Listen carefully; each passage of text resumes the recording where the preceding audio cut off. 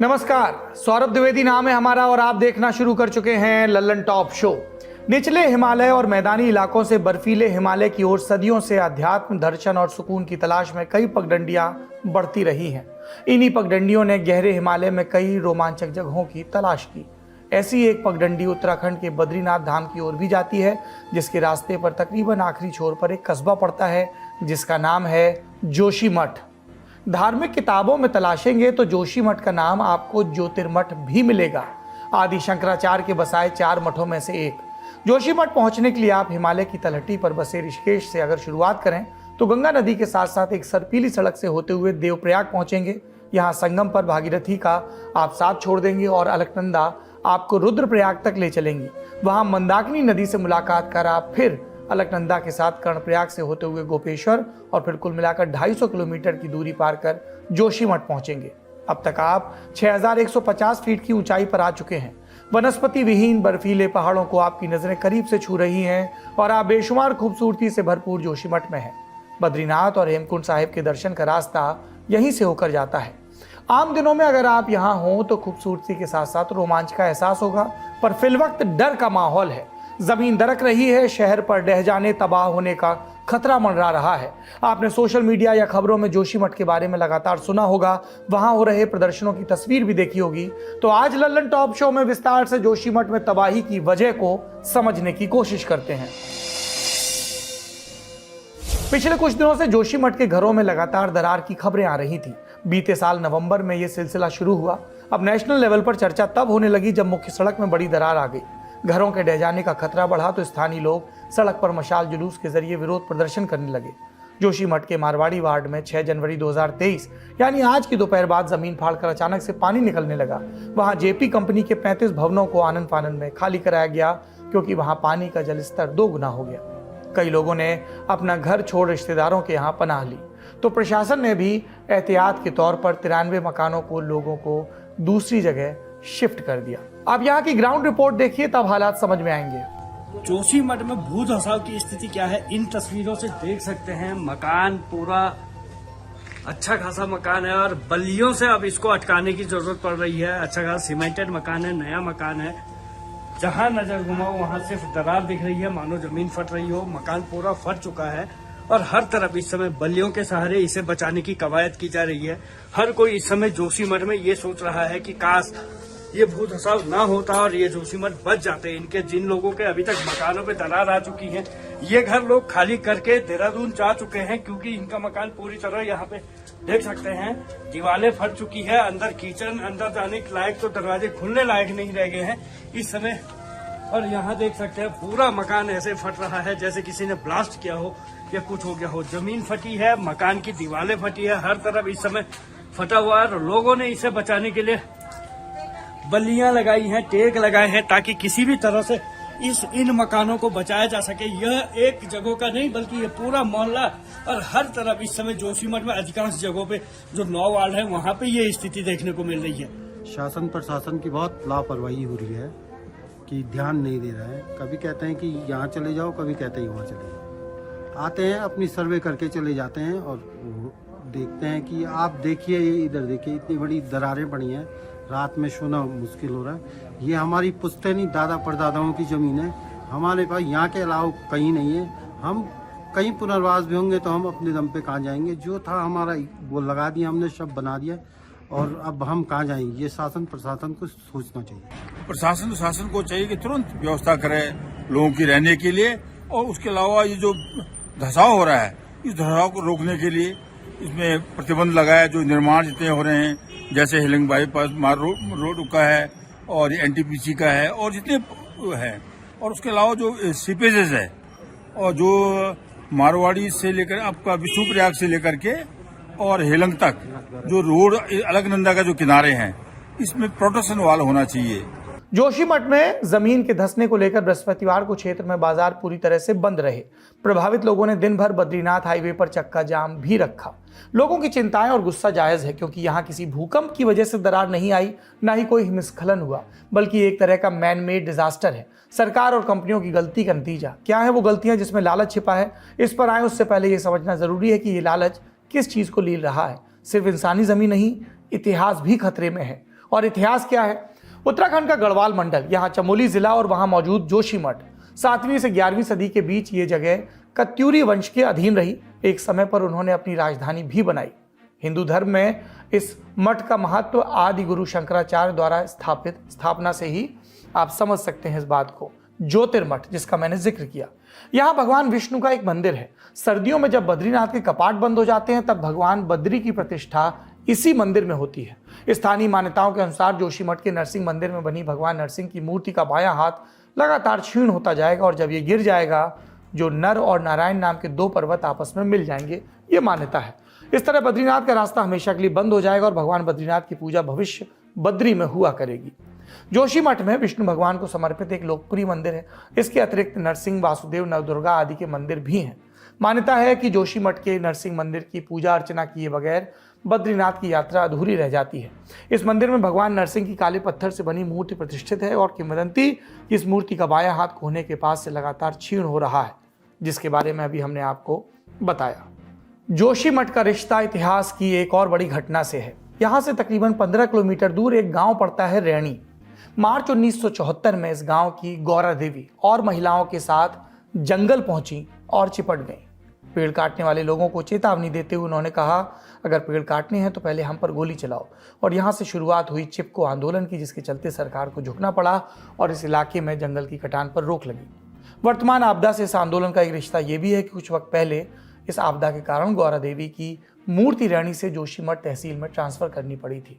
तो यह सिर्फ किसी शहर के दरकने की घटना नहीं है, बल्कि हमारे पुरखों के समृद्ध इतिहास में आ रही दरार भी है। सुनिए यहाँ के इतिहास पर लंबे समय से स्थानीय स्तर पर लड़ाई लड़ रहे एक्टिविस्ट अतुल सती क्या कहते हैं। तो इसका इतिहास जो है 7वीं सदी से या 6वीं या 7वीं सदी से शुरू होता है। तब ये कत्यूरी राजवंश की राजधानी थी।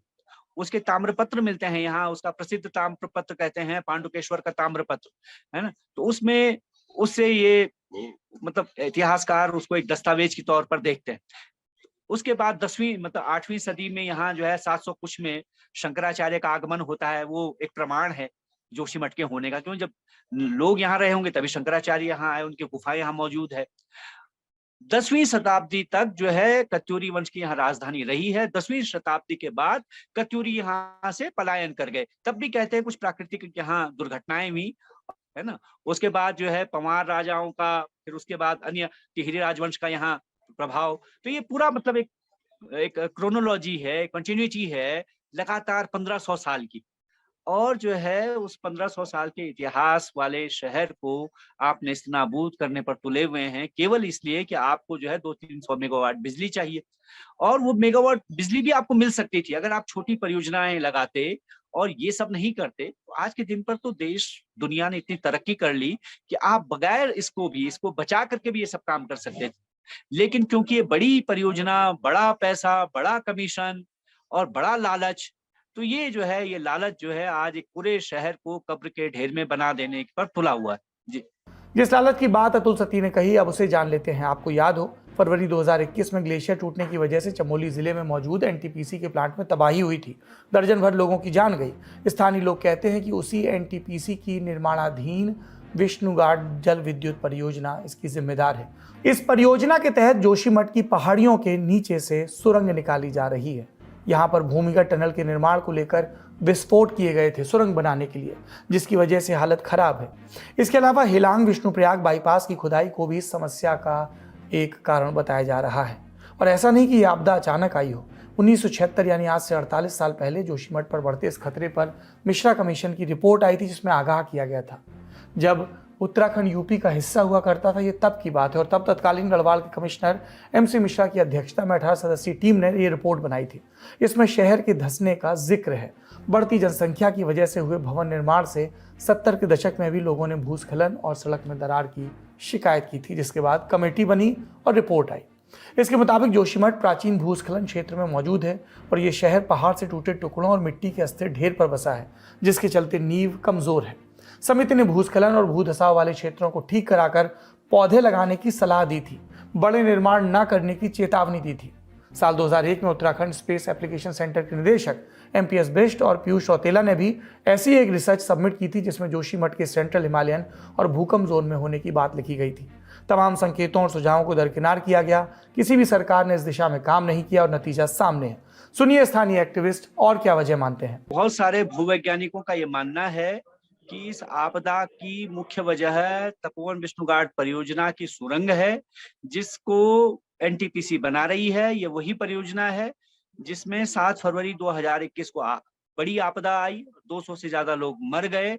उसी परियोजना की जो सुरंग है वो जोशीमठ शहर के नीचे से गुजर रही है और उस सुरंग जो है पंक्चर हो गई 2009 में 24 दिसंबर को, और उसमें से 600 लीटर पानी पर सेकंड निकलने लगा। और वो पानी जो है आज के दिन पर, क्योंकि पिछले 12 साल से वो पानी निकल रहा है, यानी कि जोशीमठ के नीचे जो बड़ा रिजर्वायर कोई फट गया और उस रिजर्वायर का सारा पानी अब खाली हो गया है, तो अब लैंड जो है स्क्वीज ऑफ हो रही है, यानी निचोड़ रही है और वो जो है धरती को अपनी तरफ खींच रही है और सुरंग की तरफ जा रही है। तो इस तरह से ये इसको मुख्य कारण माना जा रहा है। यही भूवैज्ञानिकों का भी कहना है। लेकिन 1976 की जो मिश्रा कमेटी की रिपोर्ट है, अच्छा, अब वो आज के दिन पर बेस लाइन हो गया ना। तो उस रिपोर्ट में कहा गया कि भाई ये तो भूस्खलन का और मलबे का ढेर है ना। बर्फ के द्वारा, ग्लेशियर के द्वारा हजारों सालों में लाई गई मिट्टी के ऊपर जो है जोशीमठ टाउन खड़ा है, तो लिहाजा उस समय भी कोई घटनाएं ऐसी भूस्खलन की भी होंगी। उसी लिए जो है उत्तर प्रदेश की तत्कालीन सरकार ने कमेटी बनाई है ना, उसमें भूवैज्ञानिक भी थे, पर्यावरणविद भी थे। तो उन लोगों का ये ऑब्जर्वेशन था कि अगर जोशीमठ को की लॉन्गेविटी यानी कि इसकी उम्र को बढ़ाना है, उसके लिए जरूरी है कि यहाँ कुछ चीजें न की जाएं, जैसे कि यहाँ भारी निर्माण न किया जाए, यहाँ विस्फोटकों का इस्तेमाल न हो, जो इस जोशीमठ के नीचे जो बोल्डर्स हैं उनको न छेड़ा जाए, यहाँ जो ढलान है उन ढलानों पर वृक्षारोपण किया जाए, जो यहाँ जंगल है उसे न काटा जाए। तो उस पे कुछ हाँ ये हुआ कि क्योंकि यहाँ की पानी की निकासी की व्यवस्था नहीं है, यहाँ सीवेज वो बने व्यवस्था हो, पानी निकासी की व्यवस्था हो, लेकिन ये सब चीजें हुई नहीं।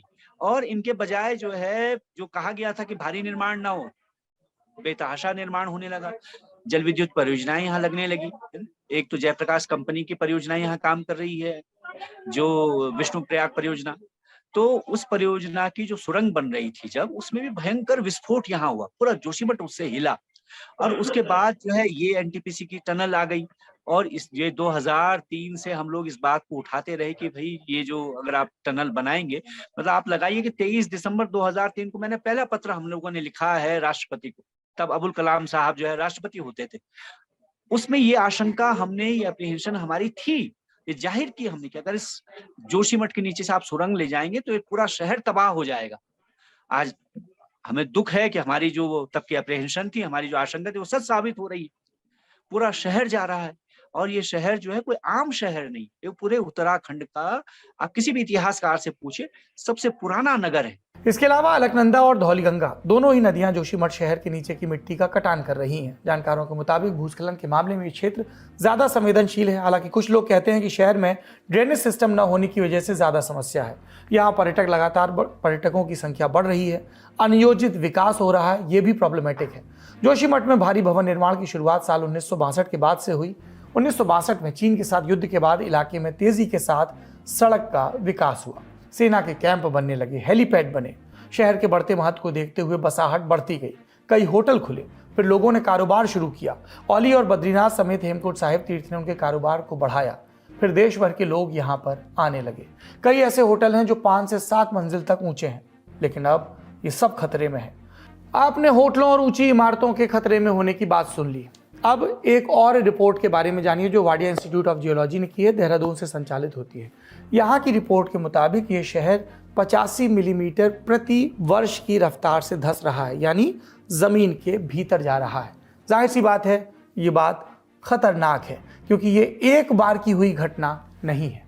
इस बारे में भूवैज्ञानिक ये मानते हैं कि अब इन दरारों को भर पाना भी लगभग असंभव है, क्योंकि शहर बहुत कमजोर नींव पर है, जैसा मैंने पहले जिक्र किया।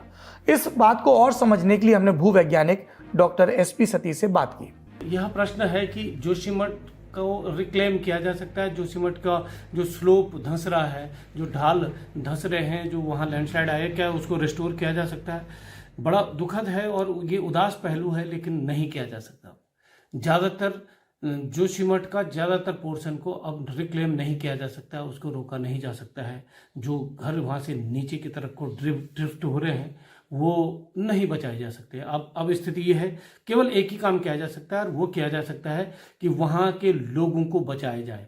अब सारा कंसंट्रेशन, शासन प्रशासन का सारा कंसंट्रेशन इस बात पे ध्यान होना चाहिए कि लोगों को बचाया जाए, लोगों की जिंदगियां बचाई जाए। समय रहते कार्रवाई नहीं हुई, आशंका है कि शहर हमेशा के लिए मलबे में तब्दील हो जाएगा और अब प्रशासन हरकत में है। बिगड़ते हालात को ध्यान में रखते हुए जोशीमठ शहर में एनटीपीसी के Tapovan Vishnugarh hydro power plant पर काम रोक दिया गया। इसके साथ ही हिलांग बाईपास रोड के काम को भी रोक दिया गया। साथ ही एशिया के सबसे लंबे रोपवे ऑली रोपवे के परिचालन को भी रोक दिया गया। सुनिए स्थानीय प्रशासन अब क्या कह रहा है। देखिए, जैसे कि जोशीमठ में भूत साव का काफी चल रहा है, हर जगह जोशीमठ में जगह जगह में भूत साव हो रहा है, तो उसके कारण रोपवे के टावर नंबर 1 के नीचे वाली जो भूमि है उसमें भूत साव है, जिससे कि रोपवे के टावर 1 नंबर को खतरा बना हुआ है। किसके आदेशों के बाद ये बंद किया गया? किसके आदेशों के बाद? अच्छा, ये जो लोकल एडमिनिस्ट्रेशन है इनके आदेशों से ये बंद करवाया गया है। कब तक बंद होने की उम्मीद है? नहीं, अगले आदेशों तक, जब तक किसी पूर्ण जांच नहीं की जाती। लगभग कितने पर्यटक यहाँ से औली गए होंगे इस समय पे? जो लगभग 250-300 पर्यटक पर डे इससे औली जा रहे हैं रोपवे से। जिन्होंने अभी आना था वापस इससे? नहीं, वो कम है, संख्या उनकी कम है। स्थानीय प्रशासन के अलावा मुख्यमंत्री पुष्कर सिंह धामी ने भी कहा कि जोशीमठ में स्थिति पर करीब से नजर रखी जा रही है। भूकंप के अत्यधिक जोखिम वाले जोन 5 में आने वाले शहर का सर्वे करने के लिए एक्सपर्ट्स का एक दल भी गठित किया जा रहा है। मुख्यमंत्री दौरा करने वाले हैं और उससे पहले आया ये बयान। सभी लोगों के साथ इस पर एक गहन समीक्षा की रखी हुई है और हम पूरी तरह से जो वहाँ पर मैं कहूँगा कि दैवीय आपदा जैसी स्थिति है, उस स्थिति पर कैसे लोगों को ठीक प्रकार से रख पाएँ, कैसे उनका ठीक प्रकार से विस्थापन कर पाएँ, कैसे लोगों को सहायता दे पाएँ, कैसे हम शहर को बचा पाएँ, उसको लेकर हम बैठक करने वाले हैं, उसके अनुरूप आगे बढ़ने वाले हैं। हमारे आपदा प्रबंधन सचिव और हमारे अधिकारीगण कल से वहाँ पर गए हुए हैं और वो लगातार वहाँ का सर्वेक्षण कर रहे हैं। उस पर भी आज हम चर्चा करेंगे। भारतीय जनता पार्टी ने भी एक दल वहाँ पर प्रदेश अध्यक्ष जी के नेतृत्व में, प्रदेश अध्यक्ष जी के निर्देशन पर गया हुआ है। वह भी जल्दी प्रदेश अध्यक्ष जी को भी रिपोर्ट देगा और मैं आज की बैठक करने के बाद कल वहाँ जाऊँगा और मैं भी वहाँ जाकर देखूँगा कि किस प्रकार से हम बचाव के कार्य कर सकते हैं, किस प्रकार से शहर को बचा सकते हैं। दुर्भाग्य ये कि सरकारें तब जागती हैं जब जिंदगियां खतरे में आ चुकी होती हैं और नुकसान ऐसा कि जिसे रिवर्स नहीं किया जा सकता, दुरुस्त नहीं किया जा सकता। एक समृद्ध विरासत, अध्यात्म, धर्म और पर्यटन का शहर जहां जमीन के नीचे की धूल गुबार का शक्ल ले रही है। वक्त रहते ठोस कदम नहीं उठाए गए तो किस्से कहानियों में जोशीमठ के बारे में पढ़ा जाएगा, क्योंकि पहाड़ इंसान के लालच का बोझ अब बर्दाश्त नहीं कर सकते। ये था आज का लल्लन टॉप शो।